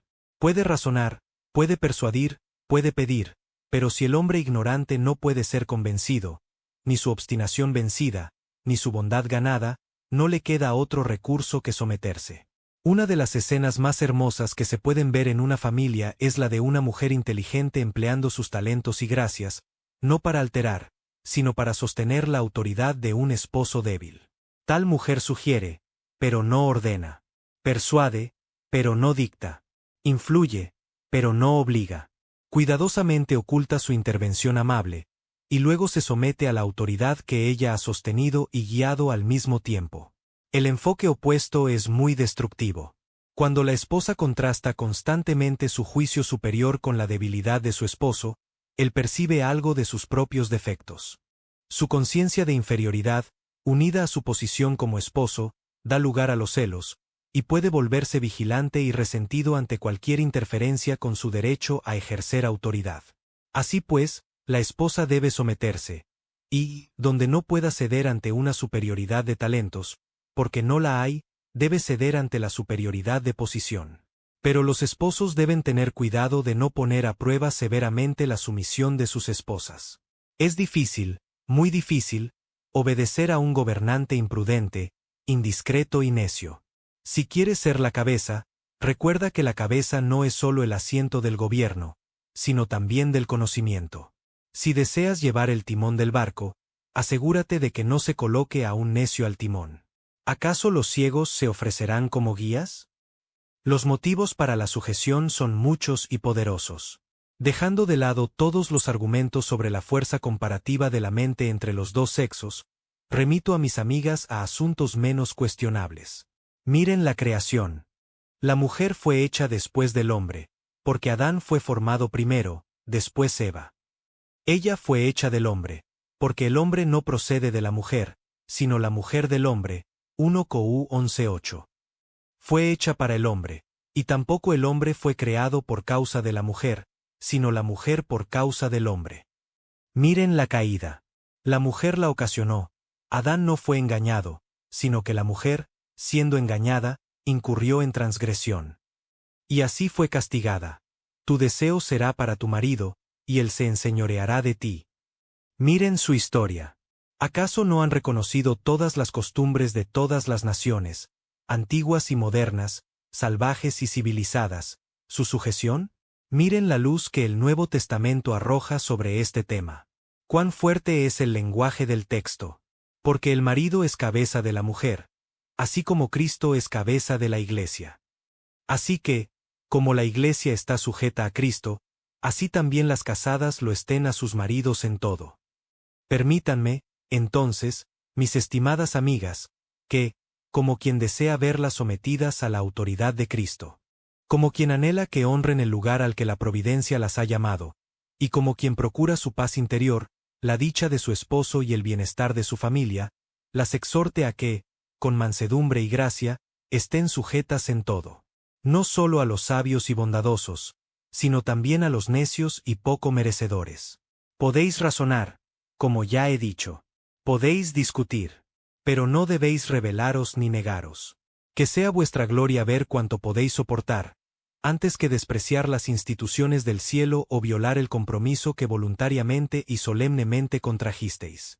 Que vuestra sumisión se caracterice por la alegría, y no por una tristeza renuente.